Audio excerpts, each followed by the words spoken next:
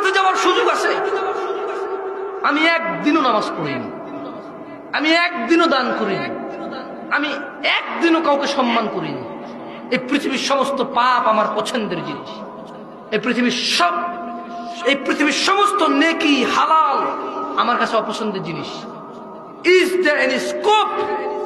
এখানে কি কোনো সুযোগ আছে আমার জান্নাতে যাওয়ার? যদি আমি বলি যে আমি সংশোধন হব? শোনেন, আপনাদের রব কি বলেছে, আমাদের রব কি বলেছে। যদি আজকের দিনে আপনি আপনার গুনাহকে পরিবর্তন না করতে পারেন নেকিতে, আল্লাহ আমাকে তৌফিক দান করে এবং আপনাদের তৌফিক দান করুন, আমিন। আল্লাহ বলেছেন ইল্লা মান তাব, অপরাধ যা খুশি তা হোক, তবে যেই লোক তওবা করে, যা খুশি অপরাধ হোক সে ফিরে আসছে। ওয়া আমানা, ঈমান আনছে, ওয়া আমিলা আমালান সালিহা, এবং সৎ কর্ম করছে।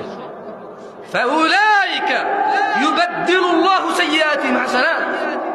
এই লোকটা যখন ঈমান আনছে আর খারাপ কাজে যায় নাই, হারাম কাজে যায় নাই, কিছু ভালো ভালো কাজ করা শুরু করছে, আল্লাহ বলছে তার আগের যে গুনাহ আছে সবগুলোকে ক্ষমা তো করবো, নেকিতে পরিবর্তন করবো।